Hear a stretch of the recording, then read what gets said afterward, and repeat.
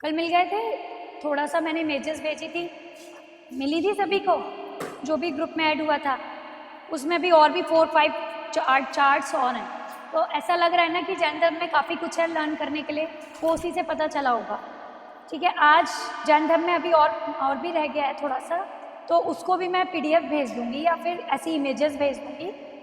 ठीक है, उसमें से कौन कौन से प्रमुख दर्शन एवं रचयिता। ठीक है, अब हमने जैन धर्म की बात की थी। एक कंफ्यूजन लोगों में बहुत रहता है कि पहले जैन धर्म आया था या बौद्ध धर्म। पहले कौन सा धर्म आया था? पहले जैन धर्म। कितने लोग ये कह रहे हैं कि पहले जैन धर्म आया था? और बौद्ध धर्म कितने लोग कह रहे हैं? महावीर स्वामी का जन्म कब हुआ था? 500। तो ठीक है, और गौतम बुद्ध का जन्म 563। ठीक है, 563 ईस्वी पूर्व। तो अब इसमें ये डिफरेंस बताओ कि आप जो कह रहे हैं कि पहले जैन धर्म आया था या पहले बौद्ध धर्म आया था, ये किस बेसिस पर कह रहे हैं? महावीर स्वामी के जन्म और गौतम बुद्ध के जन्म के आधार पर। लेकिन महावीर स्वामी से पहले भी 23 तीर्थंकर थे, तो किसका पहले हुआ था? बौद्ध धर्म अस्तित्व में पहले आया या जैन धर्म? कल मैंने आपको ऋषभ देव के बारे में पढ़ाया था। तो ऋषभ देव के बारे में मैंने उनका जैन धर्म के जो पहले तीर्थंकर थे,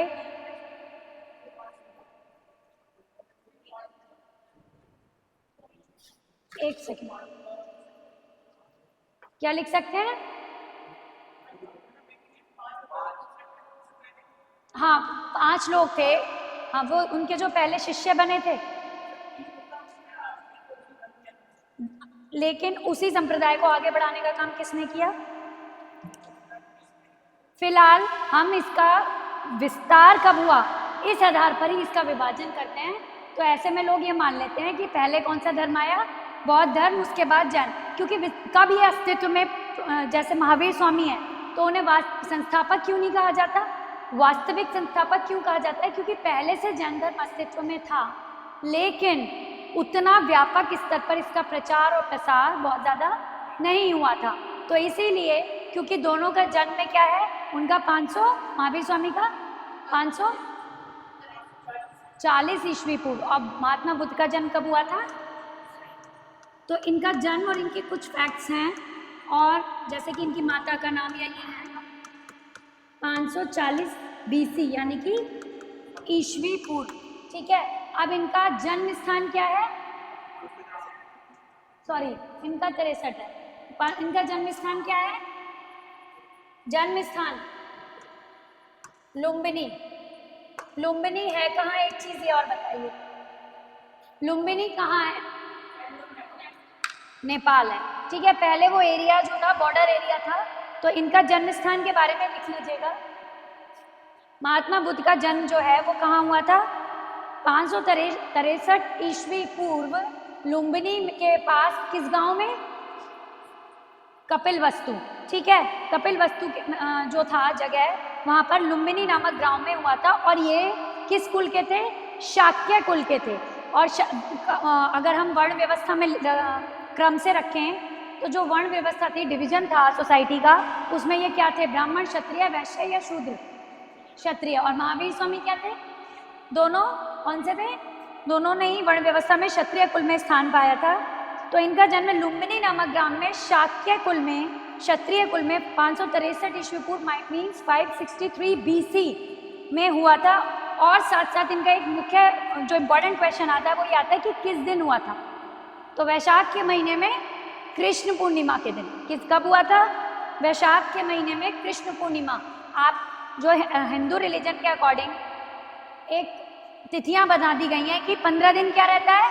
शुक्ल पक्ष, और 15 दिन कृष्ण पक्ष। ठीक है, तो ऐसे ही कृष्ण पक्ष की पूर्णिमा जो पड़ी थी, उस दिन महात्मा बुद्ध का जन्म हुआ था। ठीक है, इनके पिता का नाम क्या था? शुद्धोधन। ये मैंने कल ही बता दिया था। वो ये शाक्य इसलिए ही थे, शाक्य कुल से, क्योंकि शाक्य कुल के मुखिया इनके पिता थे। एक बहुत इंपॉर्टेंट फैक्ट है कि जो इनकी माता थी महामाया, वो कोलीय वंशीय थी। ठीक है, वो कहाँ की थी? कोलीय वंशीय थी। ठीक है, लेकिन अब वो भी नेपाल के एरिया में ही आता है। लेकिन महामाया के विषय में आपको एक चीज नहीं पता होगी कि शुद्धोधन का विवाह महामाया से कैसे हुआ। इनकी बुआ का रिलेशन था, यानी कि जो शुद्धोधन की बुआ थी, शुद्धोधन की बुआ, वो कोलिय वंश के एक राजकुमार राजा थे, अंजर। क्या नाम था उनका? अंजर। कोलिय वंश के राजा थे अंजर। उनकी पुत्री थी कौन? महामाया। सॉरी, अंजर से इनकी बुआ का विवाह हुआ था, तो ये उनकी पुत्री थी। शुद्धोधन की बुआ की पुत्री थी महामाया। ऐसे ब्लड मतलब एक तरीके से ये ब्लड रिलेशन नहीं हुआ। ये बात बहुत कम लोगों को पता होती है कि महामाया का इनसे किस प्रकार संबंध था। इनकी बुआ की पुत्री थी शुद्धोधन की। अभी गौतम बुद्ध की बात नहीं हो रही है, इनके पिता की बात हो रही है। साथ ही साथ बुद्ध के जन्म के जब कुछ ही दिन हुए थे तो इनकी माता का देहांत हो गया था, डेथ हो गई थी। तो उसके बाद इनको किसने पाला था? इन्हीं की मौसी ने, जिनका नाम था प्रजापति गौतमी। प्रजापति गौतमी ही बौद्ध संघ में शामिल होने वाली पहली भिक्षुणी भी थी। ठीक है, तो 16 वर्ष की अवस्था में इनका विवाह हुआ। जिससे विवाह हुआ वो भी शाक्य कुल की थी। कौन? यशोधरा। ठीक है, यशोधरा के 3 अन्य नाम हैं। 3 जो नाम हैं वो हैं, फिर यही आगे बिंबा। ठीक है, आप इसे ऐसे भी ले सकते हैं। ये तीनों नाम यशोधरा के हैं। गोपा, ये बात नहीं, ये ऐसे ही आएगा क्वेश्चन। निम्नलिखित में से किसकी माता को इनमें से एक नाम से जाना जाता है, या गोपा दे दिया तो आ सकता है बिंबा, गोपा, और बहुत टफ नाम है भद्दकच्छना। ठीक है, ये तीनों आपको लर्न रहने चाहिए, बिंबा, गोपा और भद्दकच्छना। ये इनकी माता के तीनों नाम हैं, सॉरी पत्नी के, यशोधरा। किसके नाम है ये तीनों? यशोधरा के। साथ ही साथ इनके और यशोधरा का एक पुत्र भी था, जिसका नाम क्या था? गौतम बुद्ध ने राहुल को कहीं भेजा, जैसे अशोक की पुत्री का क्या नाम था? बहुत फेमस कोई क्या था, कुछ किसी को पता है? संघमित्रा। वो कहाँ भेजा था अशोक ने उसको? श्रीलंका। बहुत कॉमन क्वेश्चन है, लेकिन अगर आप लोग इतनी नॉलेज रख रहे हैं तो अच्छी बात है। ठीक है, सांसारिक। अब इन्होंने फिर, जैसे महावीर स्वामी ने 30 वर्ष की अवस्था में गृह त्यागा था, तो महात्मा बुद्ध ने कितने वर्ष की अवस्था में गृह त्याग किया था? 29 वर्ष की अवस्था में उन्होंने गृह त्याग दिया था।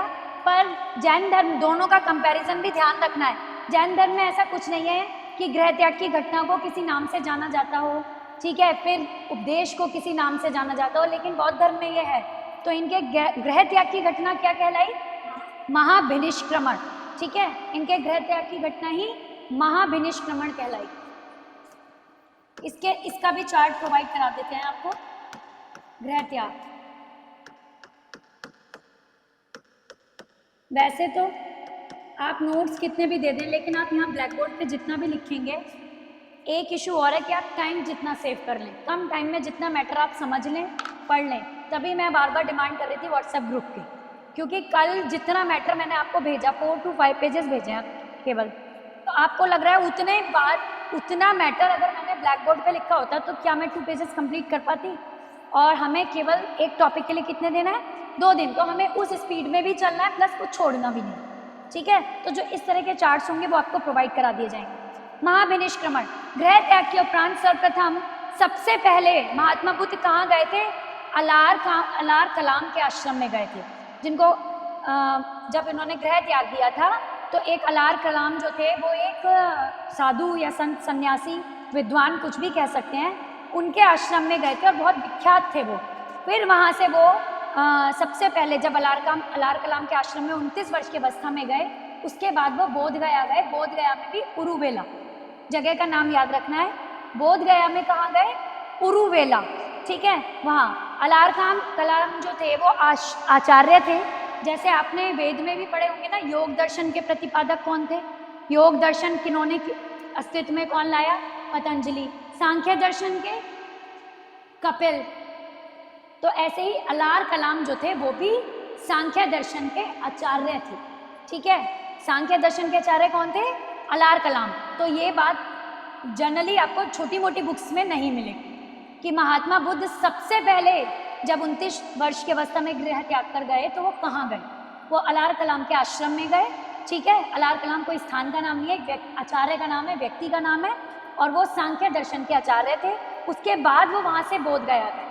बोध गया जाने के बाद ही उनको वहाँ पर सबसे पहले तो वो 5 साधुओं से मिले। कभी आपने पढ़ी होगी, जिसने पुराना सिलेबस इंग्लिश में पढ़ा है, लाइट ऑफ एशिया पढ़ा है। लाइट ऑफ एशिया हमारे टाइम में हमने यही पढ़ा है।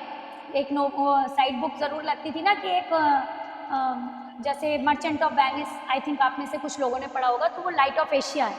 लाइट ऑफ एशिया में महात्मा बुद्ध का ही सारा डिटेल दिया हुआ है, और ये बताया गया है कि इनके फादर ने बचपन में ही क्या किया था, 7 विजन्स देखे थे। 7 विजन्स मतलब 7 दृश्य, ठीक है, अपने ड्रीम में उन्होंने देखे थे, और वो इतना परेशान हो गए थे उन सातों। वो 7 विजन्स क्या थे? एक था कि उन्होंने व्हील देखा, एक जगह उन्होंने देखा कि कोई ऐसे कुछ बिखेर रहा है बहुत हाई उस पर खड़े होके टावर पर, ठीक है। एक उन्होंने 7 लोग देखे, जो कि 5 लोग सॉरी, जो कि कोने में बैठे हुए रो रहे हैं और गिल्टी फील कर रहे हैं कि हमने ऐसे करके, उन्होंने 1 बाय 1 7 दृश्य देखे थे। तो शुद्धोधन ने फिर ये कोशिश की कि कोई बताए कि मेरे 7 दृश्यों का क्या मतलब है। बहुत सारे 3 मैंस पढ़ा है आपने, वो सॉरी 3 क्वेश्चंस, किसी ने इंग्लिश में 3 क्वेश्चंस, बहुत इंपॉर्टेंट स्टोरी है। तो उसी की तरह ये भी स्टोरी है कि उसमें उन्होंने 7 दृश्यों में ये पूछा कौन इसकी व्याख्या सही बताएगा। तो किसी ने ये बताया कि आपका पुत्र से संबंधित ये 7 दृश्य हैं। आपका चक्र देखना कि ये धर्म चक्र परिवर्तन कहा है ना, कि ये एक नए धर्म को पुरानी रीति, मतलब इनका जो युग होगा, जिस भी धर्म की ये स्थापना या जिस तरह के युग में क्रांतिकारी परिवर्तन लाएंगे, उसका पहिया घूमेगा। और वो आप ही का व्यक्ति, आप बेटपुत्र है, जो इस तरह से स्कैटर, मतलब हीरे जवाहरात बिखेरते हुए आपने देखा। इट मीन्स वो अपने ज्ञान को बिखेरेगा जगह जगह। तो ये उनके पिता को किसी ने उन 7 दृश्यों के आधार पर पहले ही बता दिया था कि गौतम बुद्ध बड़े होकर गृह त्याग देंगे और सन्यासी बनेंगे। तो शुद्धोधन क्या करते थे, इन्हें घर से बाहर ही नहीं निकलने देते थे, ठीक है। तो एक इनके सारथी का नाम, अगर यूपीएससी का पेपर दे रहे हैं तो कई बार क्वेश्चंस में पूछ लेते हैं, चन्ना किसका सारथी था? Very good. तो चन्ना इन्हीं के सारथी थे। तो अब एक बार इन्होंने बड़ी जिद करी, यशोधरा से इनका विवाह भी हो गया, इनके पुत्र भी हो गया। फिर इन्होंने जिद करी कि मैं बाहर की दुनिया देखना चाहता हूँ। वहाँ देखने गए, लेकिन इनके पिता ने पहले ही ऑर्डर कर दिया कि कोई भी दुखी नहीं दिखना चाहिए, पूरे नगर को सजा दो, क्योंकि सिद्धार्थ बाहर जाना चाहते हैं। सजा दिया गया, देखकर आ गए। उसके बाद फिर इनको अजीब अजीब से सपने आने लगे और इनका मन नहीं माना। तो इन्होंने चन्ना से चुपचाप कहा कि मुझे जाना है फिर से एक बार।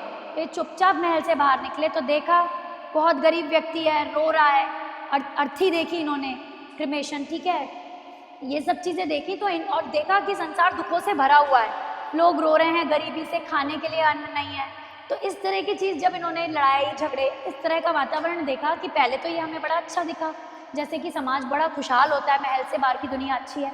लेकिन उसके बाद इन्हें ऐसा लगा, तो चन्ना ने इनकी हेल्प की थी। चन्ना जो इनका था चैरिएटर था, ठीक है, क्या सारथी, जिसने उनका रथ चलाया। तो उसके बाद ये सन्यासी हो गए। वही वो अवस्था थी 29 वर्ष की, जब इन्होंने गृह त्याग दिया और अमार कलाम के आश्रम में गए। वहाँ से उरुवेला बोध गया गए। उसके बाद ये 5 व्यक्तियों से मिले, और 5 व्यक्ति जो देखे थे, शुद्धोधन से ये कहा था उन विद्वान ने, जिन्होंने उन 7 दृश्यों की व्याख्या की कि आगे चलकर ये आपने जो 7 विजन्स देखे हैं, इनका मतलब ये है कि आपका बेटा सन्यासी हो जाएगा।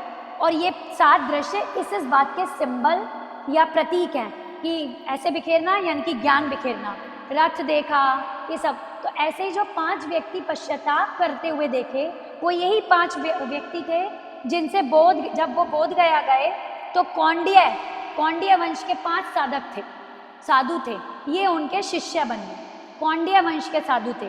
तो ऐसा, अब ये नहीं पता बौद्ध कहानियों का वर्णन किस में मिलता है, बुद्ध की कथाएं किस में लिखी गई हैं।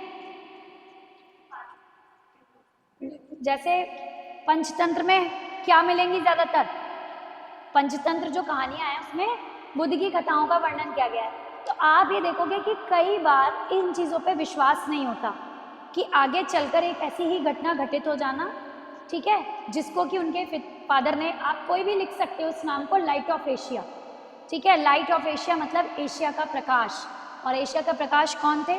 स्वयं महात्मा बुद्ध। तो उसमें ये सारी डिटेल दी हुई है और ये भी पढ़ना आपको इसलिए ज़रूरी है कि क्वेश्चन कहीं से भी आ सकता है।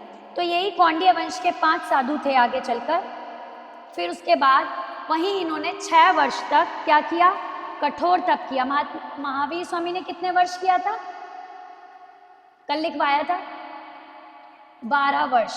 6 वर्ष किसके साथ किया था, आजीवक संप्रदाय के संस्थापक कौन थे, कौन थे, आजीवक संप्रदाय। मैं इसीलिए पूछती रहूंगी क्योंकि रिवीजन जो है ना, हाँ, मक्खली पुत्र गोशाल, ठीक है। आजीवक संप्रदाय के संस्थापक जो थे मक्खली पुत्र गोशाल, 6 वर्ष उनके साथ, फिर 6 वर्ष अकेले। 12 वर्ष की कठिन तपस्या के बाद उनको कैवल्य प्राप्त हुआ था। लेकिन महात्मा बुद्ध को कंपैरिजन ध्यान रखना, केवल 6 वर्ष बाद ही इनको ज्ञान की प्राप्ति हो गई थी बौद्धिक ग्रंथों के अनुसार। और उसमें ये ध्यान रखना है कि इन्होंने कहाँ पर, जब इन्हें ज्ञान प्राप्त हुआ तो ये कितने साल के थे, 6 वर्ष।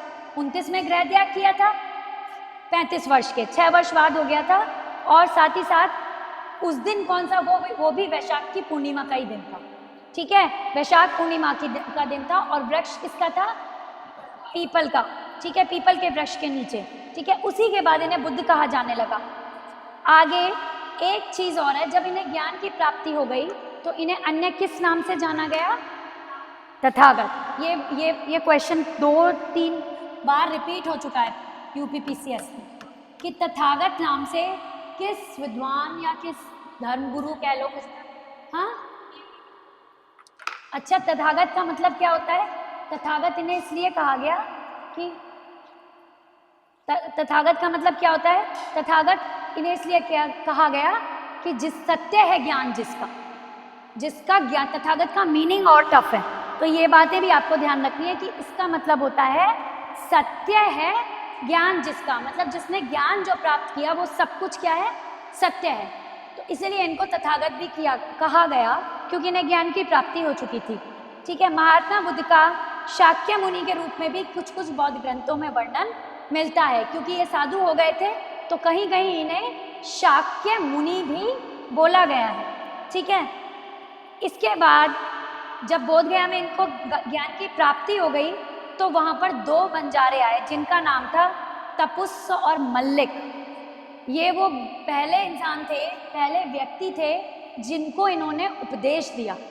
लेकिन जैसे उपदेश दिया या अपना शिष्य बनाया, लेकिन उसके बाद होता है ना, एक प्रोसीजर होता है हर चीज़ का, तो उस प्रोसीजर के थ्रू ये इनके पहले शिष्य नहीं थे। लेकिन ये याद रखना है, ज्ञान प्राप्ति के बाद तपुस्स, ठीक है, तपुस्स और मल्लिक, ये 2 व्यक्ति इनके पास आए, ठीक है। नाम भेज दूंगी, तपुस्स और मल्लिक, इनको इन्होंने अपना सबसे पहले शिष्य बनाया, ठीक है। और बंजारे थे, बाय प्रोफेशन दोनों क्या थे, ये बंजारे थे, ठीक है। उरुवेला में बुद्ध जो थे, सारनाथ, फिर जब बोध गया में ज्ञान की प्राप्ति हो गई, वहां से वो कहाँ गए, सारनाथ गए, ठीक है। सारनाथ में भी किस जगह गए, जगह का नाम लिख लेना, ऋषिपत्तनम। कहाँ गए थे, ऋषिपत्तनम, या उसी का नाम है मृगदाव, ये याद रखना है। ऋषिपत्तनम को ही हम क्या बोलते हैं, मृगदाव।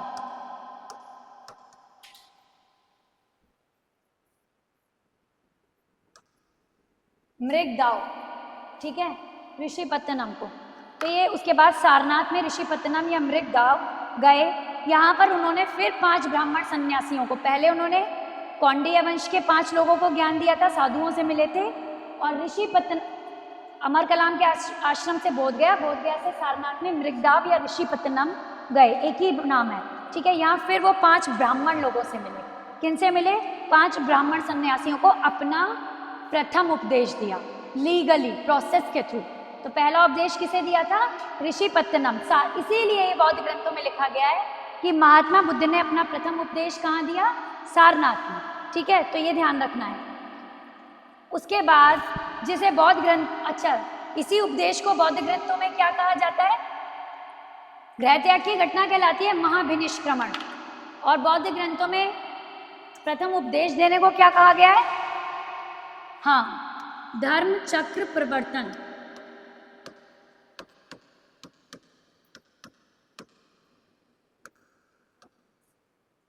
बौद्ध ग्रंथों में गृह त्याग की घटना को बोला गया है महाविनिष्क्रमण, और प्रथम उपदेश को बोला गया है धर्म चक्र प्रवर्तन।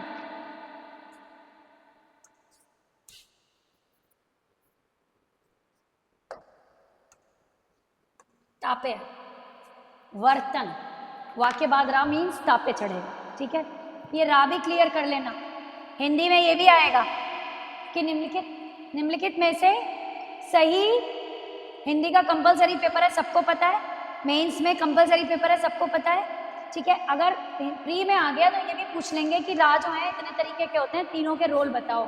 एक माना ये का है तो ये रा, ऊपर वाला रा, सारे रा है ना ये, तो इनके डिफरेंसेस भी याद कर लेना। मैं सिर्फ टॉपिक बताने का काम कर सकती हूँ जो आपके काम आए। कई बार ऐसा होता है हम पढ़ाई बहुत अच्छी कर रहे होते हैं, फ्लो में भी कर रहे होते हैं, सिलेक्टेड बुक्स पढ़ते हैं, कुछ टॉपिक्स फिर भी छूट जाते हैं, तो ये कमांड लेनी है कि इस रा का और इस रा, और एक और वन मोर ये भी होता है जो ट्रक में लगता है, ठीक है। तो इन रा के डिफरेंसेस याद करना कि इन रा का क्या रोल होता है, और सीबीएसई की बुक्स पढ़ोगे तो पता चल जाएगा, ठीक है। तो ये 5 सन्यासी मिले, इन्होंने ही, इन 5 सन्यासियों ने प्लस महात्मा बुद्ध ने मिलकर ही सारनाथ में बौद्ध संघ की स्थापना की। तो बौद्ध संघ की स्थापना 5 सन्यासियों के साथ महात्मा बुद्ध के सहायता से, या जैसे भी समझ लो, महात्मा बुद्ध के साथ हुई। सारनाथ में फिर यहाँ से चलकर वो काशी गए। काशी कहाँ है? ठीक है, सारनाथ से, सारनाथ कहाँ है? सारनाथ कहाँ है? बहुत इंपॉर्टेंट क्वेश्चन, ये तो बहुत अच्छी, मैं बार बार यही कहती हूँ कि आपको इसको मैप से करना चाहिए। सारनाथ कहाँ है? हाँ नहीं, मुझे स्टेट बताओ, मुझे स्टेट बताओ, सारनाथ कहाँ है? मध्य प्रदेश, गुजरात? सारनाथ उत्तर प्रदेश में है। एटलीस्ट यूपी जीके तो पढ़नी चाहिए। और वेरी गुड, प्रयागराज के पास, ठीक है, वहीं वाराणसी के पास, बनारस और प्रयागराज वही रूट है सारा, सारनाथ वहाँ पर है। सारनाथ से फिर ये कहाँ गए? काशी गए। बहुत से लोग सारनाथ को बिहार लगा देते हैं, बिहार में नहीं है, बिहार में राजगृह है जिसको हम क्या कहते हैं?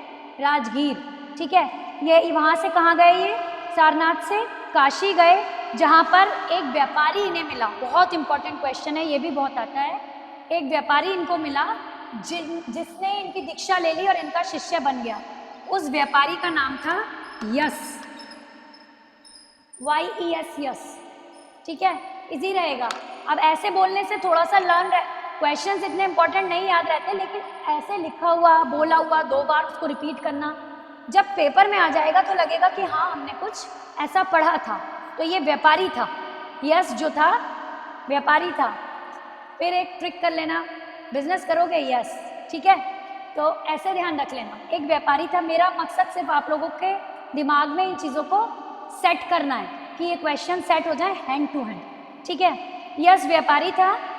साथ ही साथ उसके बाद क्या हुआ, जब ये इनका शिष्य बन गया तो काशी के बाद वो उरुवेला गए। तो ये सीक्वेंस पूछ लिया जाता है, जैसे कई बार मैंने बताया था कि आधुनिक भारत से क्वेश्चंस आते हैं कि सीक्वेंस बताओ 1942 कब हुआ, ठीक है, मतलब ये भारत छोड़ो आंदोलन हो गया, राउंड टेबल कॉन्फ्रेंस हो गया, ठीक है, नॉन वायलेंस हो गया, तो ये सबका सीक्वेंस पूछ लेते हैं। सेम ऐसे ये सीक्वेंस ध्यान रखना, ठीक है। अमर कलाम का आश्रम से बोध गया, बोध गया से सारनाथ, सारनाथ से काशी, ठीक है, याद रखना ये। और बोध गया का ही दूसरा नाम क्या बताया था? लिखा था काफी लोगों ने, बोध गया गए थे तो उसी का दूसरा नाम बोध गया का। जब ये बोध गया गए थे तो उसका दूसरा नाम मैंने लिखवाया था, काफी लोगों ने लिखा था उरुवेला।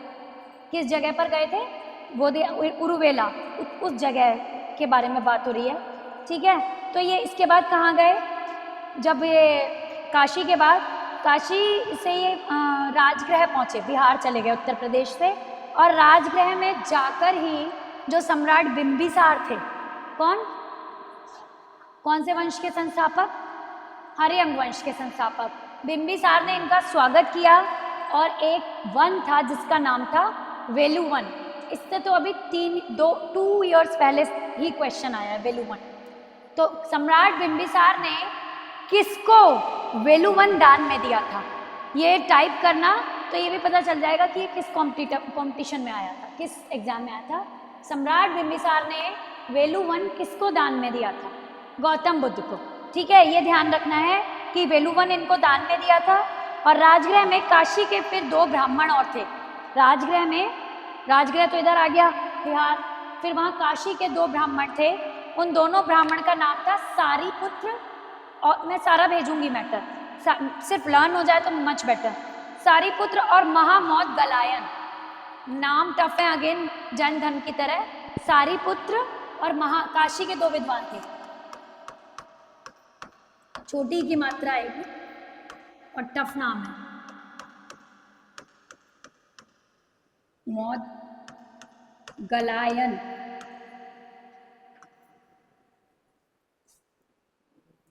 सारीपुत्र और ऐसे ही क्वेश्चंस हैं जो लगता है कहाँ से पढ़ें।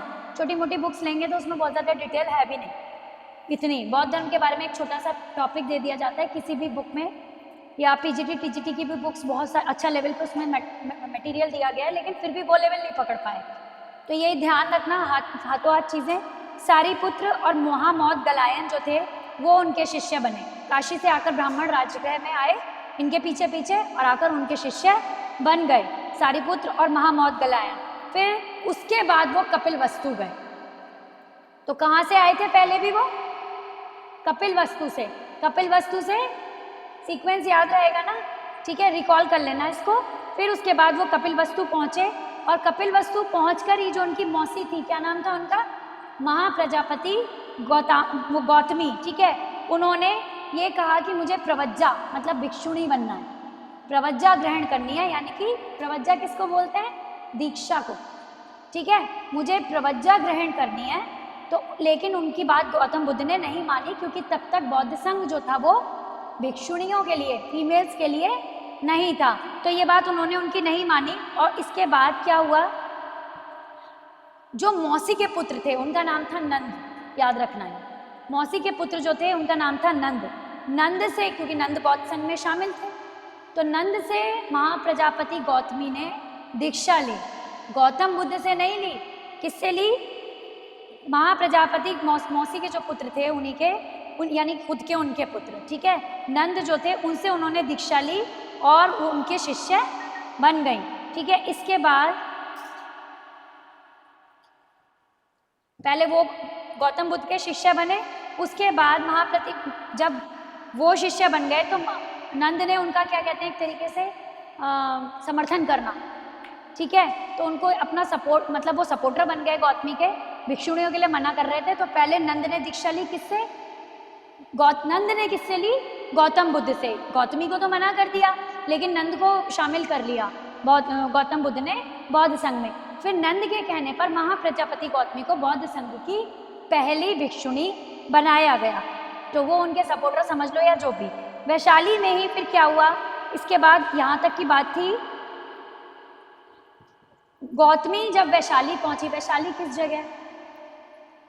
वैशाली बिहार। ठीक है, तो वैशाली जब, उसके बाद जब वो बिहार कपिलवस्तु से वैशाली पहुंचे, तो वैशाली में पहुंचने पर वहाँ पर एक आनंद थे शिष्य। तो नंद के साथ आनंद ने भी, इन्हीं के शिष्य थे गौतम बुद्ध के, नंद के साथ आनंद ने भी गौतम बुद्ध से कहा था। ये याद रखना है कि इनको बौद्ध भिक्षुणी कपिलवस्तु में नहीं बल्कि वैशाली में बनाया गया। बौद्ध संघ की प्रथम भिक्षुणी की प्रवज्जा संस्कार कहाँ हुआ? वैशाली में। जब वो वैशाली आ गए तो नंद ने और साथ में गौतम बुद्ध के शिष्य आनंद ने, नंद और आनंद दोनों ने कहा, तो दोनों के कहने पर बौद्ध संघ की प्रथम भिक्षुणी इनको बनाया गया, महाप्रजापति गौतमी को। फिर वैशालियों में ही लिच्छवी नरेश, चेटक की बहन थी ना, कौन? महामाया, चेटक की बहन भी थी, ये पता है ना? महाप्रजापति गौतमी थी।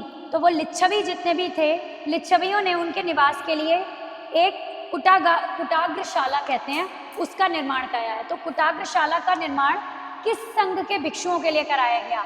जैन भिक्षुओं के लिए, हिंदू धर्म के सन्यासियों के लिए, बौद्ध भिक्षुओं के लिए, किसके लिए? तो कुटाग्रशाला, याद रखना इसका नाम, कुटाग्रशाला का निर्माण इन लोगों ने कराया, जिसको महावन के नाम से भी जाना जाता था। कुटाग्रशाला वर्ड चाहो तो लिख लेना।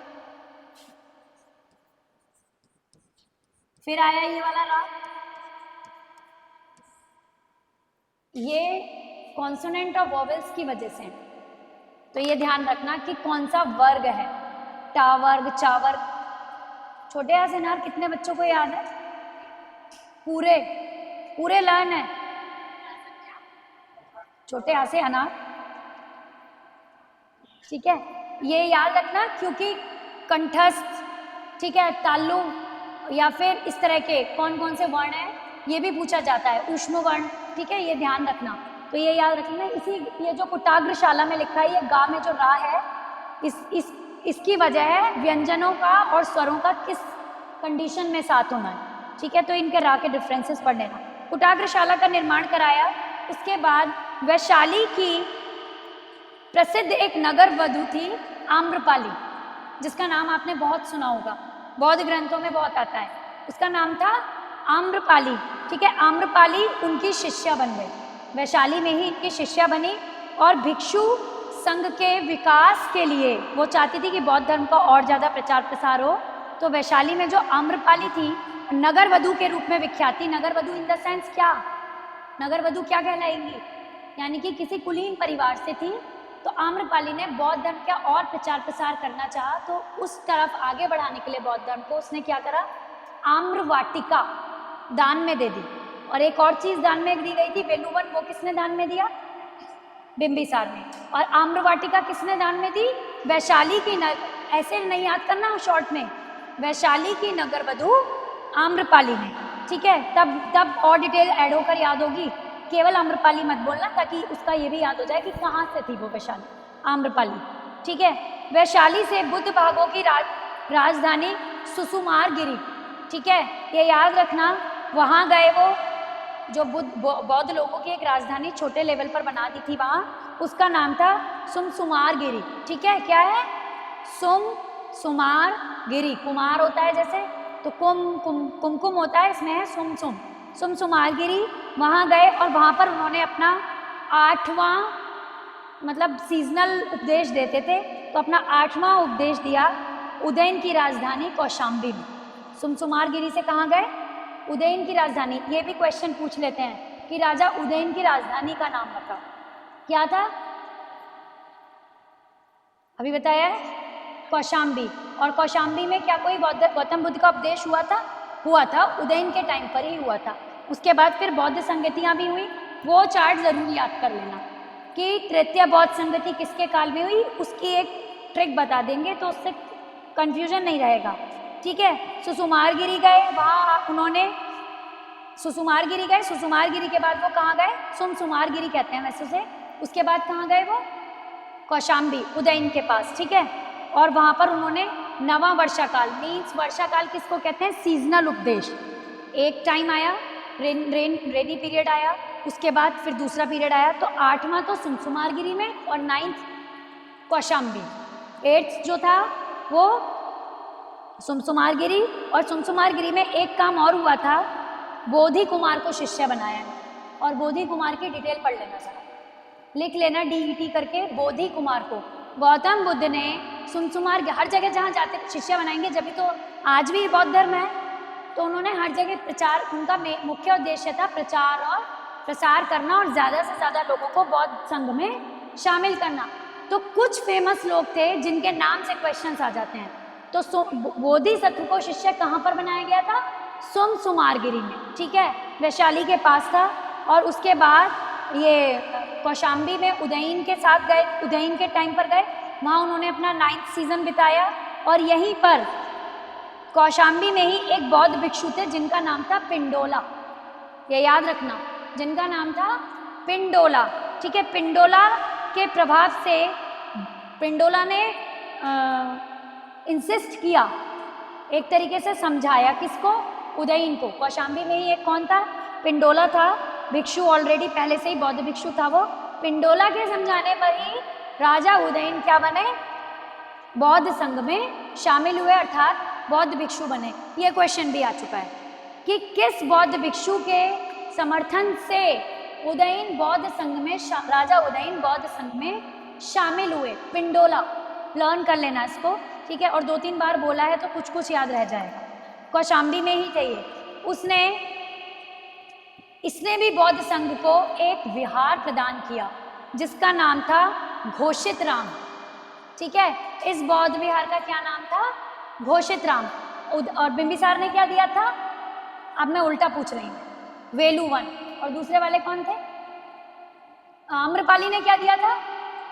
आम्रवाटिका, ठीक है। और ये लास्ट जो हैं, जो अभी अभी बताए हैं, पिंडोला, राजा उदयन, इन्होंने क्या दिया था? घोषित राम, ठीक है। एक विहार था पूरा। तो इस तरह से बौद्ध संघ को अपने धर्म के प्रचार प्रसार के लिए क्या मिलता गया? जैसे वो बताए थे ना, कुटाग्रशालाएं बनवाई थी, तो इनके लिए एरिया मिलता गया जहां से वो उनका प्रचार प्रसार करते गए। तो ये 3 विहार मिल चुके थे, आम्रवाटिका, वेलुवन और घोषित राम। घोषित राम उदयन ने दिया था, ठीक है। इनके नज़दीकी, अब इनके शिष्यों के नाम याद रखना। एक तो आनंद, नंद भी हैं, वैसे तो पिंडोला भी हैं और गौतमी भी हैं। इसके सिवा उपाली इनका शिष्य था। उपाली उपाधि वर्ड है, उससे लर्न कर लेना। उपाली इनका शिष्य था। और अभी 2 बताए थे, सारीपुत्र और महा समथिंग कर था, महामौदगलायन शायद, ठीक है। तो सारीपुत्र, महामौदगलायन, उपाली, आनंद, नंद, ये सब महात्मा बुद्ध के शिष्य थे। देवदत्त भी महात्मा बुद्ध का शिष्य था, ठीक है। लेकिन इनमें से बुद्ध के सर्वाधिक नज़दीक यानी कि सबसे प्रिय शिष्य कौन थे? जो उनको सबसे ज़्यादा उनके फेवरेट प्यूपिल कौन थे? आनंद, ठीक है। आनंद के कहने पर ही माने वो गौतमी को बौद्ध संघ में शामिल करने के लिए, अपनी मौसी को, ठीक है। इसके बाद आती है संगतियाँ, उसका चार्ट में भेज दूंगी। बौद्ध संघ में कितनी संगतियाँ हुई? 4 संगतियाँ हुई। पहली संगति कहाँ हुई थी? राजगृह, लिख रखा है, ठीक है। दूसरी वैशाली, फिर तीसरी पाटलिपुत्र और चौथी कश्मीर में, ठीक है, कुंडलवन, ठीक है। इसमें पहली बौद्ध संगति जो राजगृह में हुई थी वो किसके शासनकाल में हुई थी? अजातशत्रु के शासनकाल में। वैशाली में जो बौद्ध संगति हुई थी वो कालाशोक, उसके बाद अशोक और लास्ट में कनिष्क। तो बहुत इजी है ये वाला सीक्वेंस याद रखना, एक, ठीक है। अजातशत्रु, कालाशोक, अशोक, कनिष्क, ये याद रखना। बस कालाशोक को प्रोनाउंस करने के बाद ही अशोक छोटा वाला लेना है। तो ऊपर वाले में अजातशत्रु की जगह अशोक मत कर देना। अजातशत्रु, कालाशोक, अशोक और कनिष्क। तो ये सीक्वेंस याद रखना, ठीक है। इसमें क्योंकि जितने भी ये बौद्ध संगतियाँ हुई थी, एनुअल सेशन कह लो इसको, तो उन सेशंस का एनुअल सेशन भी नहीं था, अलग अलग कालों में हुई थी। पहली हुई थी 483 ईस्वी पूर्व BC, 483 ईस्वी पूर्व, ठीक है। दूसरी बौद्ध संगति हुई थी ठीक 100 ईयर्स बाद, 383 ईस्वी पूर्व। उसके बाद हुई थी 251, 251 ईस्वी पूर्व। और लास्ट बौद्ध संगति हुई थी 100 ईस्वी पूर्व। 100 ईस्वी पूर्व के बाद 100 साल और निकाले तो क्या आ गया? पहली ईस्वी आ गई, ठीक है। तो याद रह जाएंगी 100 तक, तो अदरवाइज वो 483 याद रहता, तो 483, 383, 251 और 100 हाथों हाथ चार्ट्स याद करने हैं, ठीक है। क्योंकि आपको बहुत ज़्यादा मौका नहीं मिलेगा और जो कंपटीशन में आप बैठ रहे हो उसको हिट करने का एक तरीका सबसे इजी वही है कि कई बार मुझे लगता है सिलेबस लोग उतना नहीं पढ़ते, बट रिवीजन आप इतना सारा पढ़ लो, आपने रिवीजन नहीं किया तो मैंने कल भी बताया था कि कंफ्यूज हो जाओगे कि ये बात बौद्ध धर्म में थी, त्रिरत्न बौद्ध धर्म में थे या क्या बोले थे वो, नहीं ये सम्यक ज्ञान, सम्यक आचरण और ये तो त्रिरत्न हो गए। उसके बाद पिटक किस में थे, ठीक है, तो वो बौद्ध धर्म में थे। ये कंफ्यूज नहीं होना है। तो ये तो बहुत छोटी सी बात है, कंफ्यूज आपको और चीज़ें कर सकती हैं। जैसे कि गोपा जो था वो महामाया का नाम, यशोधरा का नाम था या फिर त्रिशला का नाम था या महामाया का था। ये भी इनफैक्ट उनकी मदर और वाइफ में ही आप कंफ्यूज हो सकते हो कि माता का नाम था गोपा उनकी अनदर नेम या फिर पत्नी का नाम था। तो ये कंफ्यूजन सिर्फ और सिर्फ आपका किससे जाएगा? रिवीजन से। तो रिवीजन करना ज़्यादा से ज़्यादा, ठीक है। तो वो तो याद हो गए होंगे 483, 383, 251 और 100। उसके बाद ये भी याद हो गया होगा अजातशत्रु, कालाशोक, अशोक और कनिष्क, ठीक है। इसके बाद राजगृह, वैशाली, लास्ट सबको पता है कश्मीर में हुई थी। तो राजगृह, वैशाली, ठीक है, पाटलिपुत्र और तीनों फेमस जगह थी, और फोर्थ कश्मीर, ठीक है। अब इनके अध्यक्ष थे, तो पहली बौद्ध संगति का अध्यक्ष था महाकस्प। कौन थे? महाकस्प ऋषि थे, ठीक है। दूसरी बौद्ध संगति का जो अध्यक्ष था वो था सर्वकामी, जिसको कुछ बौद्ध ग्रंथों में सब्बकामी भी कहा गया, ठीक है। अगर सब्बकामी वर्ड आ जाए या सर्वकामी, दोनों वर्ड्स आ सकते हैं। सर्वकामी भी आ सकता है और सब्बकामी, दोनों आ सकता है। तो चाहे सर्वकामी ले लो या सब्बकामी, मात्राओं का डिफरेंस कर देते हैं, ठीक है।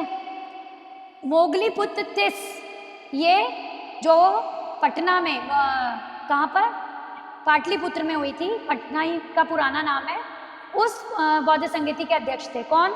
मोगलीपुत्र तिस, टिपिकल नेम है।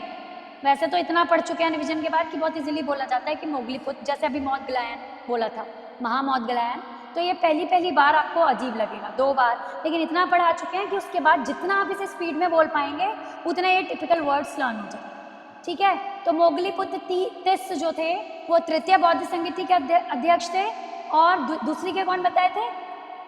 सर्वकामी या सब्बकामी। पहली के महाकस्प, और लास्ट बौद्ध संगति के अध्यक्ष थे वसुमित्र, ठीक है, वसुमित्र। और इसमें उपाध्यक्ष भी थे, वो कौन थे? चौथी बौद्ध संगति के उपाध्यक्ष बहुत पूछा जाता है, अध्यक्ष कोई नहीं पूछता। चौथी बौद्ध संगति के अध्यक्ष तो कौन थे? अध्यक्ष थे वसुमित्र, और उपाध्यक्ष अश्वघोष, ठीक है। चौथी बौद्ध संगति के उपाध्यक्ष अश्वघोष थे, ठीक है। अब कार्य क्या क्या हुए? पहली बौद्ध संगति में बुद्ध के उपदेशों को, ये पहली ही बौद्ध संगति थी जो कि पिटक में डिवाइड हुई। बुद्ध के उपदेशों को 2 पिटकों, 3 नहीं अभी, सुत्त पिटक और विनय पिटक में बांट दिया गया। सुत्त पिटक में और विनय पिटक में। उसके बाद बौद्ध संघ दूसरी बौद्ध संगति में बट गया, ठीक है, क्योंकि मतभेद होने लगे थे आपस में बौद्ध भिक्षुओं में। तो 2 भागों, बौद्ध धर्म को स्थाविर और महासंदिग्ध, ये 2 भाग थे, स्थाविर और महासंदिग्ध। स्थाविर और महासंदिग्ध।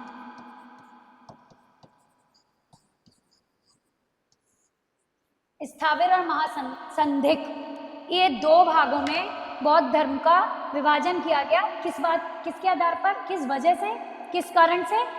मतभेदों के आधार पर। क्योंकि मतभेद होने लगे थे, तो धर्म को 2 भागों में, स्थाविर और महासंदिग्ध में बांटा गया। उसके बाद तृतीय पिटक जो था, जिसका नाम था क्या,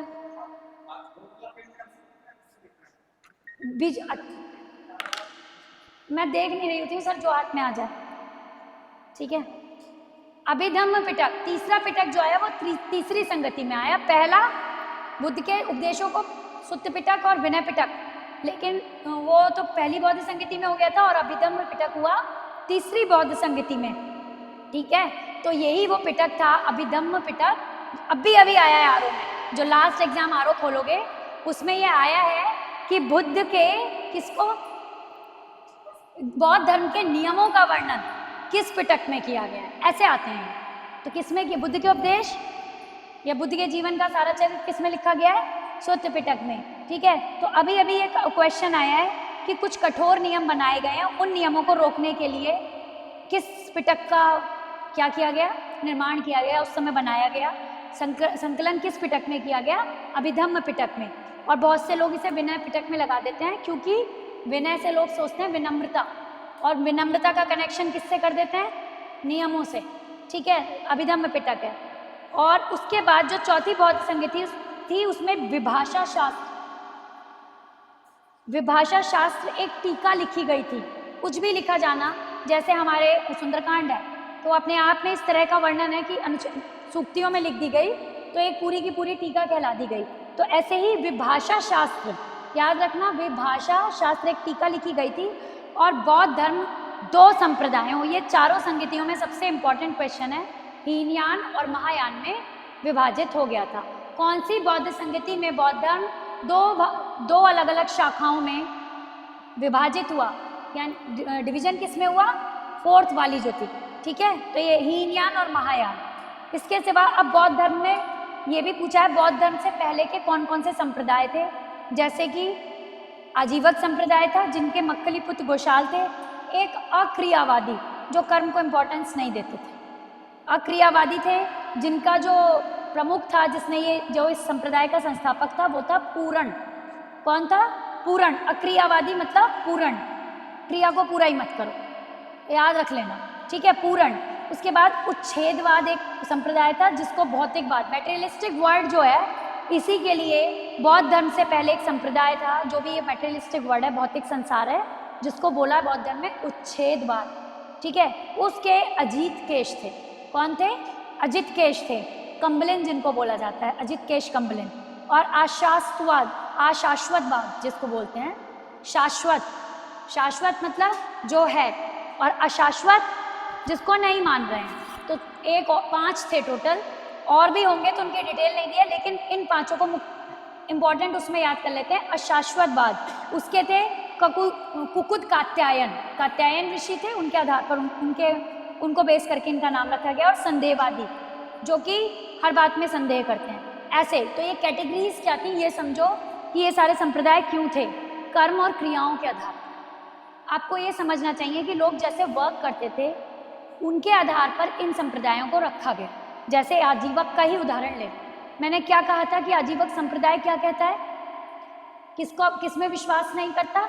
आजीवक का मतलब नियतिवाद, आजीवक का मतलब भाग्यवाद, वो कर्म में विश्वास नहीं रखते। वो ये कहते हैं कि माना आपके चोट लग गई तो बहुत से लोग कहते हैं कर्मों का फल है, ठीक है, वो लोग नहीं मानते। वो ये कहते हैं कि नहीं, चोट पहले से ही निर्धारित थी कि लगनी है। एक बहुत आज का टाइम का एग्जाम्पल दे रही हूँ। तो वो नियतिवाद को मानते थे, कर्म अच्छे करो या बुरे, वो कर्मों को महत्व नहीं देते थे, ठीक है। ऐसे ही इन्हीं आधार पर, तो ऐसे ब्राह्मण वैदिक संस्कृति में भी इसी तरह के कर्मकांड, उन्हीं के आधार पर तो बौद्ध धर्म और जैन धर्म अस्तित्व में आए, उनसे बचने के लिए कि पशु बलि नहीं देनी और क्या नहीं करना, यज्ञ नहीं करना, मूर्ति पूजा का खंडन, या इस तरह के आडंबर, जादू टोना, उन सबका खंडन करना।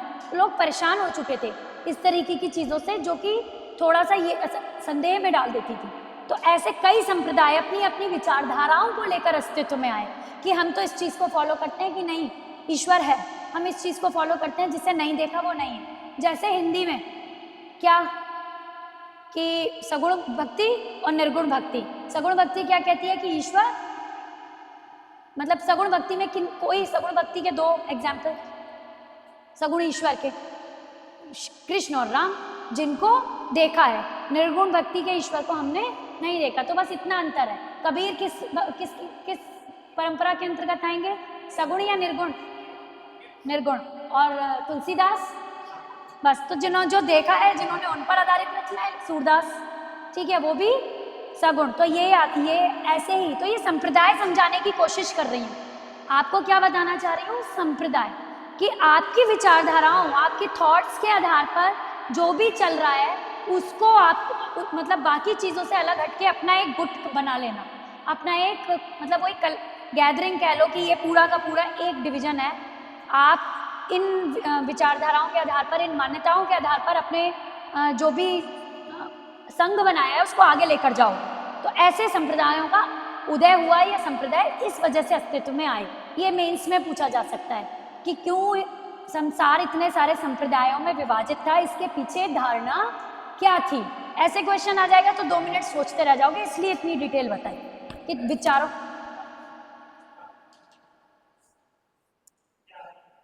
स्थावर और महासंघिक क्या बताए थे, किसके? तृतीय बौद्ध संगति में बौद्ध धर्म जो था वो स्थावर और महासंघिक 2 भागों में विभाजित हुआ। उसके बाद हीनयान और महायान 2 शाखाओं में 4 संगतियां, यानी कि एनुअल सेशंस होते थे।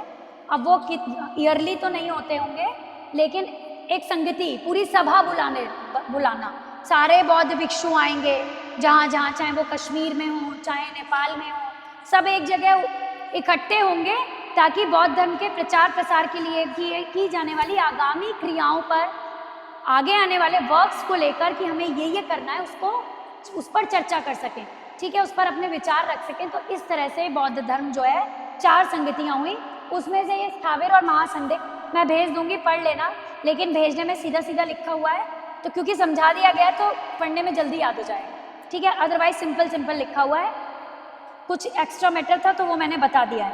अभी महात्मा बुद्ध ने अपने उपदेश जो है काफ़ी सारी जगह दिए, जिसमें से कि वैशाली में भी दिए और पहला कहाँ दिया, सारनाथ में, ठीक है। लेकिन एक बात याद रखना है, बुद्ध ने, ये क्वेश्चन नोट डाउन कर लेना, कॉम्पिटिटिव ये भी है तो सारा ही बहुत इंपॉर्टेंट, बुद्ध ने अपने जीवन के सर्वाधिक उपदेश सबसे ज़्यादा कहाँ दिए, श्रावस्ती में दिए, ठीक है। अगर ये पहला और सबसे ज़्यादा दोनों में डिफरेंस है, पहला भले ही सारनाथ में दिया लेकिन ज़्यादातर उपदेश श्रावस्ती में दिए, ठीक है। इनके प्रमुख अनुयायियों में बताई दिया था बिंबिसार, उदयन, प्रसेनजित, ठीक है, अलग अलग थे। अशोक ने तो बौद्ध धर्म को, कौन सा ऐसा युद्ध था जिससे अशोक बहुत ज़्यादा, कलिंग था, उससे, अच्छा ये आगे की हिस्ट्री ज़्यादा अच्छी पढ़ रखी है, जैनिज्म और बुद्धिज्म को कम पढ़ा ना, या इतनी डिटेल मिली नहीं, कहीं इतनी डिटेल मिली नहीं, ये भी वजह है क्या, इलाहाबाद की और दिल्ली पब्लिकेशंस की बुक में है सब डिटेल, जो इलाहाबाद कंपटीशन की तैयारी कर रहे हैं और जो दिल्ली है उनमें डिटेल और इस बुक से भी बहुत ज़्यादा हो, और ये तो मैं आपको भेजूंगी, क्योंकि कोई ज़रूरत नहीं है अगर आपके पास फ़ोन है तो, ठीक है, आप फोकस करें पढ़ाई पर जितना भी, अदरवाइज प्रिंट आउट निकलवा लें, लेकिन बुक्स का कलेक्शन, बहुत सारी बुक्स इकट्ठा करना कंपटीशन निकालने की गारंटी नहीं है, ठीक है, सिलेक्टेड बुक्स उसकी गारंटी है, प्लस रिवीजन। मैंने तो बहुत सारी चीज़ें देखी, लेकिन रिवीजन तभी करोगे जब कुछ लर्न करोगे, और लर्न 2 पेज कर तो IAS देने जाओगे नहीं, ऐसा तो नहीं है कि कोई 2 बुक्स पढ़ ली, तो ये ध्यान रखना है, ठीक है। दोनों में डिफरेंस याद रखना है, श्रावस्ती और सारनाथ के बीच। उसके बाद महात्मा बुद्ध अपने जीवन में जब अंतिम दिनों में थे तो वो कहाँ चले गए थे, कुशीनगर, ठीक है, कुशीनगर चले गए थे, जहाँ पर उनकी डेथ कब हुई थी, 483 ईस्वी पूर्व, 483 BC, ठीक है। कब, कितने साल के थे वो तब, 80 ईयर्स के, ठीक है, 80 साल के थे। इसी घटना को बौद्ध धर्म में क्या कहा गया है, महापरिनिर्वाण, और प्रथम उपदेश को, उसे भी महापरिनिर्वाण नहीं, धर्म चक्र परिवर्तन, और गृह त्याग की घटना को महाभिनिष्क्रमण। और ये बौद्ध धर्म के वर्ड्स हैं, तो ये इंग्लिश और हिंदी दोनों में ऐसे ही लिखे आएंगे, महाभिनिष्क्रमण, धर्म चक्र परिवर्तन और महापरिनिर्वाण। एक चीज़ और, बौद्ध धर्म का वो इसमें दिया होगा, नहीं दिया होगा तो मैं अपने नोट्स में से दे दूंगी। ये भी पूछा जाता है कि बुद्ध गृह त्याग की घटना से संबंधित सिंबल कौन सा, ये भी आते हैं ना, पढ़े हैं कहीं, तो ये वाले सिंबल्स भी आएंगे। अभी इनका मैं भेज दूंगी अपनी डिटेल, अभी तो 2 पेजेस का है। कल का टाइम टेबल आपके पास आया हुआ है मेरा, कल कौन सा टॉपिक है टाइम टेबल में, प्री मॉर्निंग, यानी कि हरेंद्रवंश वाला, नंदवंश, हरेंद्रवंश, ठीक है, ठीक है, वो भी काफ़ी है, लेकिन इससे कम ही होगा, ठीक है, इससे कम होगा, तो इसका बीच बीच में जिस दिन टाइम मिलेगा ना, जो डिटेल्स रही है उसको करा देंगे, ठीक है। एक चीज़ ये है कि दुखों से मुक्ति के लिए बौद्ध धर्म में किसका वर्णन किया गया है, अष्टांगिक मार्ग, ये याद रखना, ये तो पढ़ा हुआ होगा, बहुत छोटी बुक में भी है। अष्टांगिक मार्ग यानी कि 8 उपाय बताए गए हैं। अगर आपको किससे मुक्ति चाहिए, दुखों से, यानी कि आप अपने जीवन में किसी तरह का दुख नहीं चाहते, तो आपको क्या नाम ही ये लिखा जाएगा, अष्टांगिक मार्ग। 8 थॉट्स बताए गए हैं, ठीक है, जिसमें से कि वही, जैसे उसमें था सम्यक ज्ञान, सम्यक आचरण, तो इसमें भी वही है, सम्यक व्यायाम, सम्यक संकल्प, तो ये 8 के 8 में भेज देती हूँ, ठीक है। सम्यक वाणी, अच्छा बोलना, ये भी ज़रूरी है, ठीक है। आगे एक ग्रंथ है प्रतित्य समुत्पाद, ठीक है। प्रतित्य समुत्पाद ही जो है वो बुद्ध की सारी घटनाएं जीवन की जितनी थी और उनके उपदेश, उनका आधार स्तंभ है। ज़्यादातर सच्ची घटना, सभी का वर्णन किसमें किया गया है, प्रतित्य समुत्पाद में, लिख देती हूँ। और इसमें उनके उपदेशों का सार, माना मैं अभी लेक्चर दे रही हूँ, तो मेरे बाद अगर मैं इनमें से किसी से कह दूँ कि आज जो पढ़ाया उसे समझाओ, तो क्या वो इतना डिटेल बताएगा, इन शॉर्ट बता देगा, इसको कहते हैं सार, किसी भी चीज़ का सार क्या है, एक इन शॉर्ट ब्रीफ में आप ब्रीफिंग कैसे करेंगे उसकी, शॉर्ट में आप कैसे उसको प्रस्तुत करेंगे या जो भी है, तो ब्रीफिंग इज अ सार, ठीक है। तो बुद्ध के जितने भी उपदेश थे उनके जीवन का सबका सार किस में दिया गया है, प्रतिथ्य समुत्पाद। फिर यही ले लिया सर, बार बार क्या है, हाँ देखना इतना जाता नहीं है ना, प्रतिथ्य समुत्पाद। और एक चीज और लिख रही हूं,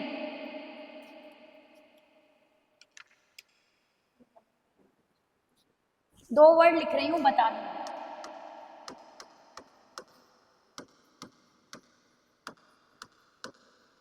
इस ग्रंथ में बुद्ध के जीवन की जितनी भी शिक्षाएं, उपदेश, उनका सार है, ब्रीफिंग इसमें।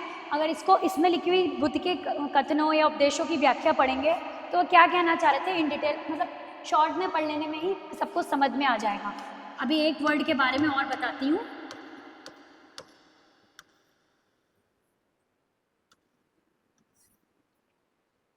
जरा मरण।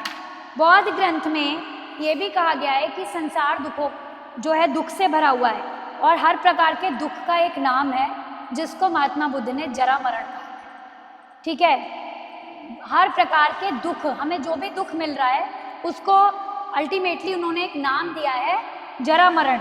जरा मरण का कारण है, जरा मरण मतलब दुख होना, और इसमें जैसे जाति के आधार पर दुख, ठीक है, तृष्णा, वेदना, ये वर्ड है, जेलेसी, ठीक है, एनवी या फिर ग्रीड, ये सारी चीजें आती हैं जिसके लिए बुद्ध ने क्या यूज किया है, जरा मरण, कि ये सारे इन सबका कंबाइंड नाम उन्होंने जरा मरण लिखा कि यही दुखों का कारण है। यानी कि जो व्यक्ति इन चीज़ों से अपने आप को दूर रखता है, किसी से जेलस नहीं होता, ग्रीड नहीं करता, लालची नहीं होता, तो वो इन सबके सांसारिक दुखों से दूर रहता है, ठीक है। बहुत सारे अविद्या, इलिटरेसी, ठीक है।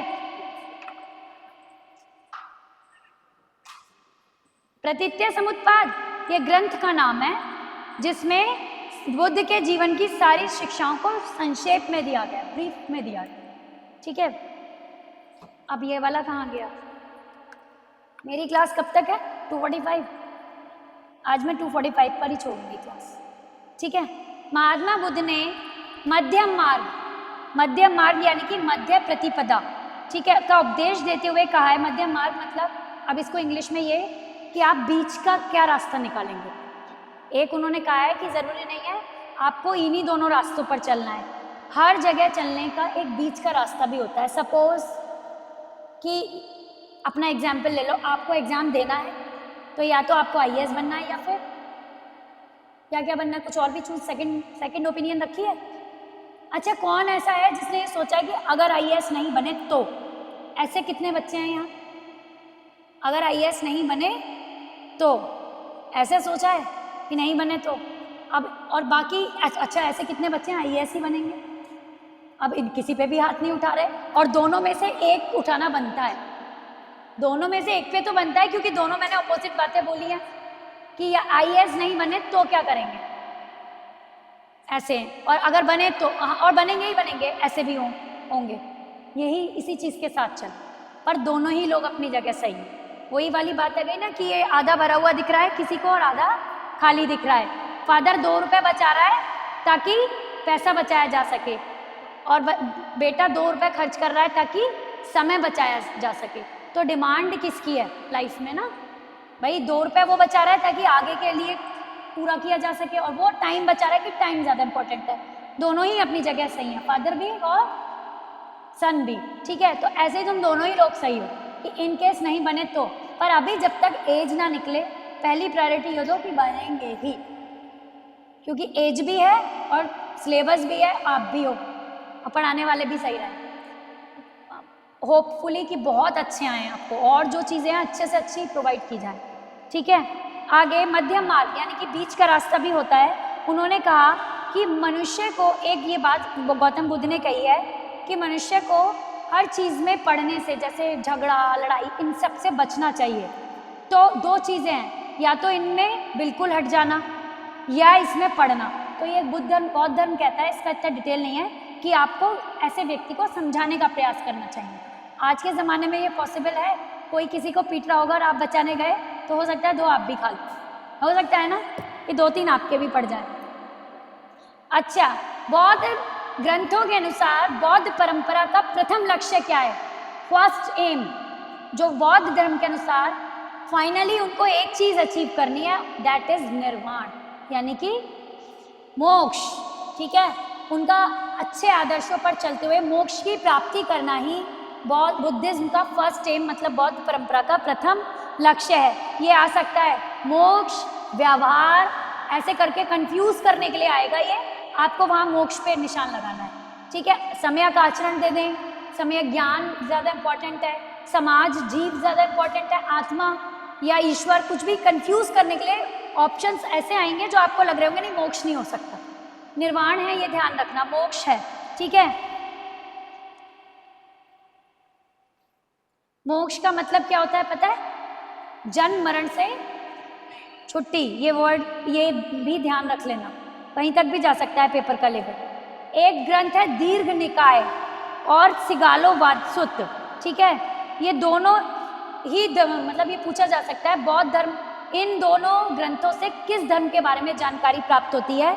दीर्घ निकाय और सिगालो वात्सुत, टफ वर्ड्स हैं, दोनों से ही जैन धर्म वो बौद्ध धर्म के बारे में पता चलता है। दीर्घ निकाय और दूसरा है सिगालो वात्सुत।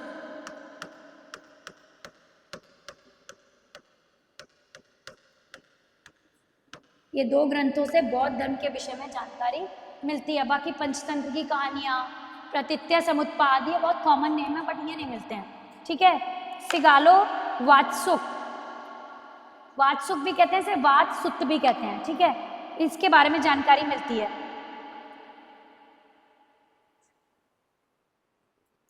एक तो इन्होंने भिक्षुओं को उपदेश दिया और एक उपदेश इन्होंने किन्हें दिया? इन्होंने किनको दिया? साधारण मनुष्य को, ऑर्डिनरी पीपल को जो इन्होंने उपदेश दिया उसको क्या, उसके लिए इन्होंने एक वर्ड यूज किया, उपासक धर्म, कि ये मेरा उपासक धर्म है, कि मैं उपासना का मार्ग प्रशस्त कर रहा हूँ, हाउ टू प्रे।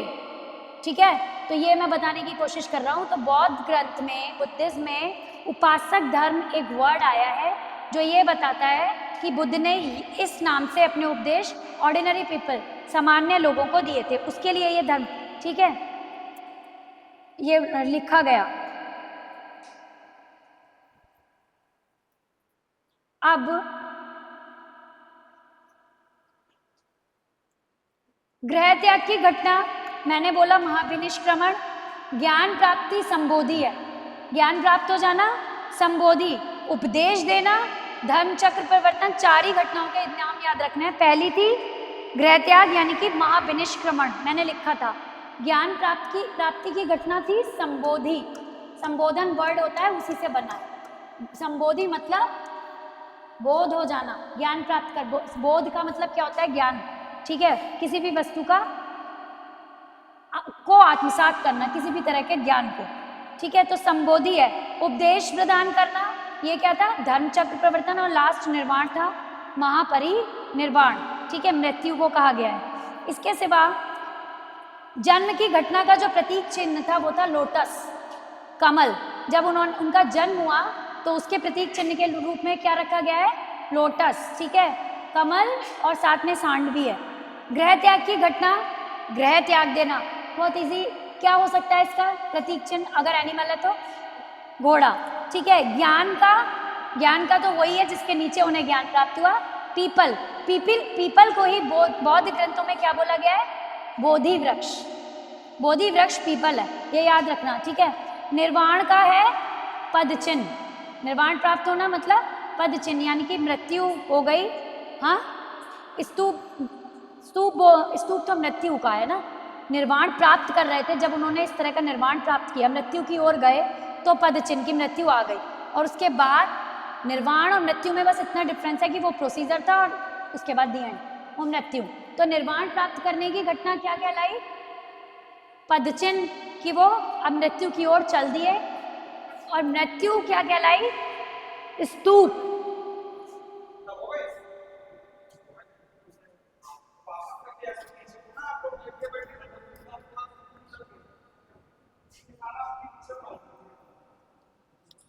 2 दिन कौन सा टॉपिक? प्री मॉडर्न और मॉडर्न।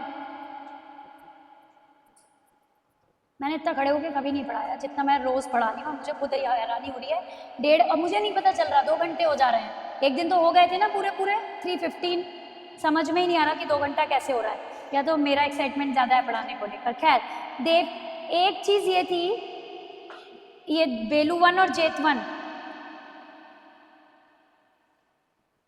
जो बेलूवन था वो भी मतलब दान में दिया गया था, इसके साथ जेतुवन भी। तो वेलुवन का निर्माण तो किसने किया था? बिंबिसार ने। जेतुवन का निर्माण राजकुमार राजा जेतुवन ही थे, उन्होंने करा था। वो भी बौद्ध विहार में दे दिया गया था। ठीक है, इसके साथ अब हीनयान और महायान का वर्णन कर लेते हैं। कनिष्क के शासन, ये पूछा जाता है किसके शासनकाल में बौद्ध ग्रंथ 2 भागों में विभाजित हुआ? शासनकाल किसका था? और उसी ने कनिष्क के शासनकाल में। ठीक है, हीनयान और महायान। अब ये पता होना चाहिए कि हीनयान लोग कैसे थे। हीनयान लोग थोड़े से निम्न वर्गीय थे और रूढ़िवादी प्रकृति के थे, मतलब ऑर्थोडॉक्स। ठीक है, ये पुराने रीति रिवाजों, कस्टम्स को ना छोड़ना। तो ये कौन सी शाखा के लोग थे? हीनयान के। ठीक है, यह व्यक्तिवादी धर्म था, मतलब ये एक तरीके से बौद्ध धर्म में क्या था कि ये हीनयान वाले जो थे पुरानी रीति रिवाजों को नहीं छोड़ते थे, तो ये व्यक्तिगत कर्मों को ज़्यादा महत्व देते थे। ठीक है, तो व्यक्तिवादी धर्म था। और हीनयान महात्मा बुद्ध के को एक क्या मानते थे? हीनयान वाले लोग भी महापुरुष, दोनों में अंतर है। ठीक है, हीनयान वाले लोग जो थे वो क्या मानते थे? महात्मा बुद्ध को महापुरुष। हीनयान मूर्ति पूजा एवं भक्ति में विश्वास नहीं रखते थे बिल्कुल भी। इनका आदर्श अरहत, मतलब योग्यता को प्राप्त करना। अर्हता कहते हैं ना, योग्यता, एलिजिबल हो या नहीं हो इस पोस्ट के लिए, तो लिखा होता है हिंदी फॉर्म्स में एलिजिबल फॉर द पोस्ट, ये ऐसे इंग्लिश में लिखा होता है। और अर्हता क्या होनी चाहिए? तो अर्हत वर्ड वहीं से आया है कि योग्य है या नहीं है। तो हीनयान योग्यता को प्राप्त करना सर्वोपरि रखते थे कि हर तरह से हमें योग्य होना है, सम्यक वाणी में, सम्यक ज्ञान में, सम्यक आचरण में। इस संप्रदाय हीनयान के दोनों अलग, बौद्ध धर्म खुद एक धर्म था, पर इसमें 2, बोल कौन रहा है? लेकिन इसमें 2 संप्रदाय हो गए थे, और वो 2 संप्रदाय कौन से थे? हीनयान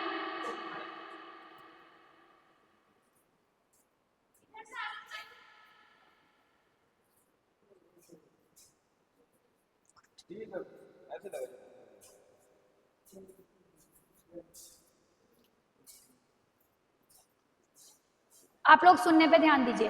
तो 2 संप्रदायों में विभाजित हो गया था, हीनयान में और महायान में। तो ये हीनयान शाखा के ही लोग थे जिसके सभी ग्रंथ पाली में लिखे गए। किस शाखा के? बौद्ध धर्म की किस शाखा के सभी ग्रंथ पाली में लिखे गए? किसके? हीनयान के। हीनयान शाखा के सभी ग्रंथ जो थे वो पाली भाषा में लिखे गए हैं। हीन को श्रावणयान भी कहा जाता है। हीनयान शाखा को ही श्रवण वर्ड होता है ना, सुनना, श्रावणयान भी कहा जाता है, ये ध्यान रखना। इन लोगों ने बिना किसी परिवर्तन के बुद्ध के मूल उपदेशों को ग्रहण किया। महायान ने ऐसा नहीं किया, उनको थोड़ा सा अपने हिसाब से लिखा महायान वालों ने। हीनयान शाखा के ही लोग वो थे, ये वाली ही ब्रांच थी जिसमें बुद्ध के जो जितने भी उपदेश थे उनको एज इट इज उन्होंने पाली भाषा में अपने ग्रंथों में लिखा। ठीक है, महायान, हीनयान को मैंने क्या बोला था? निम्न मार्गी। और महायान क्या है? उत्कृष्ट मार्गी। महायान शाखा क्या है?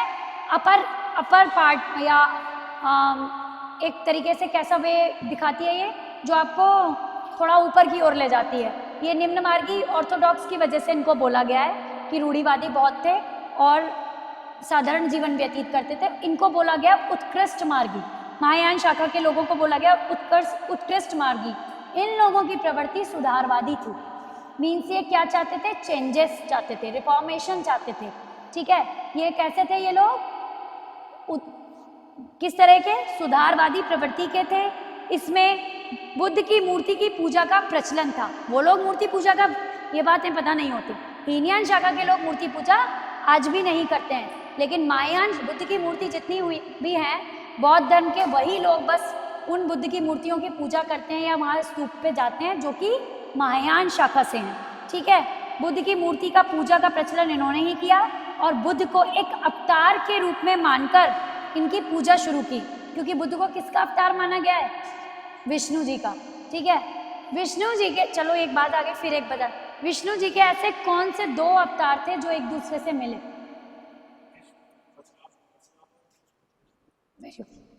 अच्छी बात है, तुम हिंदू धर्म से हो? अच्छा, तो नहीं, एक्चुअली मैंने क्या कहा था उस दिन, इस्लामिक कैलेंडर याद करने में मेरे को 2 दिन 3 दिन रिवीजन करना पड़ा।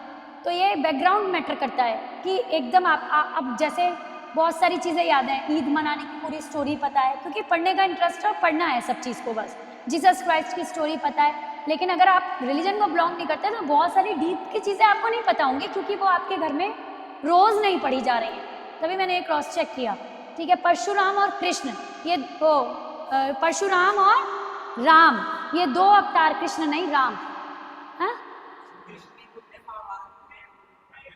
परशुराम से मिले थे, तो ऐसा कौन सा वो बोला जाता है कि परशु नहीं, विवाद जो हुआ था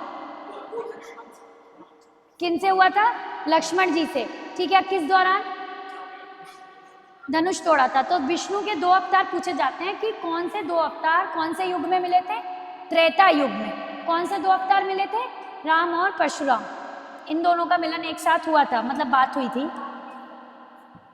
हाँ, कौन बोल रहा है? कृष्ण जी बोल रहे हो? कृष्ण जी तो फिर द्वापर में मिले ना। लेकिन अच्छा, वो कौन सी स्टोरी है जो कृष्ण जी द्वापर में मिले थे?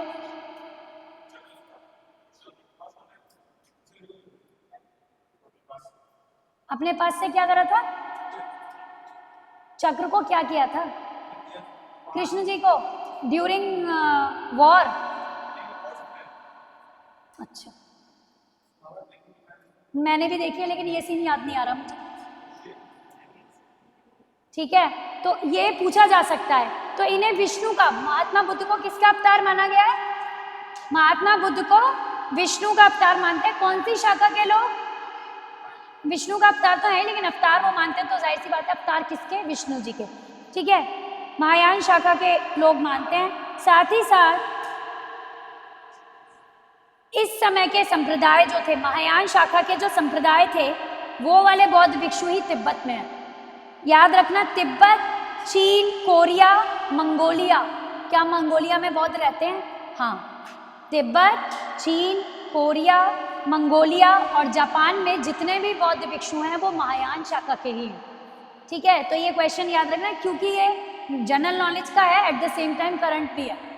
ठीक है, ये करंट क्वेश्चन भी है कि हीनयान शाखा, महायान शाखा के लोग ही कोरिया, जापान, चीन और मंगोलिया और एक और था तिब्बत, इन जगहों पर महायान शाखा के लोग हैं, बुद्ध की मूर्ति पूजा करते हैं।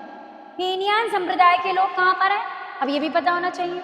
श्रीलंका, म्यांमार, ठीक है, और जावा। जावा है कंट्री का नाम तो सुना होगा।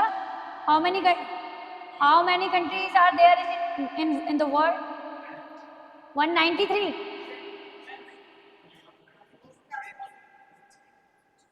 206 सबके। तुम्हें 192 लग रहा है? वो UN, एक तो होली सी है, एक तो होली सी है, होली सी, और हाँ एक पैलेस्टाइन को नहीं मानते। ठीक है, लेकिन मुझे 198 ध्यान आ रहा है और 206, तो वो कंबाइन कर मानते होंगे। ठीक है, इस चीज़ का हो सकता है कंबाइनली मानते हो। तो श्रीलंका, बर्मा, यानी कि बर्मा किसका नाम है? म्यांमार। श्रीलंका, म्यांमार और जावा में हीनयान शाखा के लोग हैं। ठीक है, अब आके एक चीज़ और, ऑलरेडी बौद्ध धर्म किन 2 संप्रदायों में बट गया था? हीनयान और चतुर्थ बौद्ध संगति में, हीनयान और महायान में। ठीक है, वो वाली शाखा इंपॉर्टेंट नहीं है जो मैंने पहले लिखवाई थी। ठीक है, वो तो केवल कर्म के आधार पर, वो लड़ाई झगड़ा जो हो गया था उस समय विवाद मतभेद हो गए थे, तो उस संगति में डिवीजन हुआ था। बट संप्रदाय 4th वाले बौद्ध संगति में बने। और कौन से 2 संप्रदाय? हीनयान और महायान। कालांतर कहते हैं बाद में आते आते, बोलो नहीं, हीनयान शाखा के भी दो संप्रदायों में फिर विभाजित हुई, जिसका नाम था वैभाषिक और सौत्रांतिक। कौन सा? लिख देती हूं।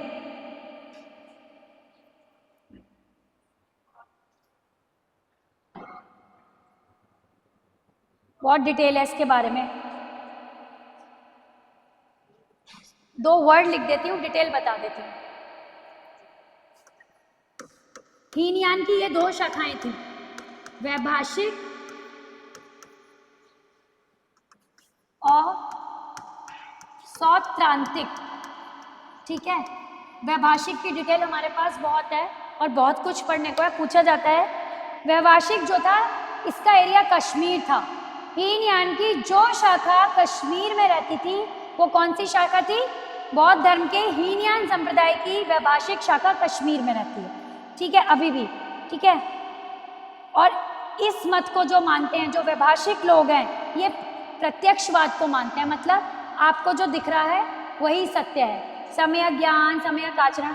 अगर कोई खराब बोल रहा है तो इसका मतलब आप गलत सुन रहे हैं, तो इसका मतलब यही सत्य है। डिफरेंट थॉट्स अलग तरीके के दिए गए, इस पर डिस्कशन कर लेंगे कल। ठीक है, क्योंकि आज मुझे 45 हो गए हैं, पूरा तुम्हारा टाइम हो गया है। फिर ब्राह्मण ग्रंथ है, सीधे मौर्यन एम्पायर हो गया, प्री मौर्यन हुआ है ना, तो हाँ, कल हम ब्राह्मण ग्रंथ पढ़ेंगे, वैष्णव, भागवत धर्म, शाक्त धर्म, ये सारे पढ़ेंगे। शैव धर्म बहुत आता है। उसके बाद 16 महाजनपद और मगध साम्राज्य। ठीक है, इसकी वैभाषिक संप्रदाय कश्मीर में था। इसके आगे की डिटेल डाल देते हैं।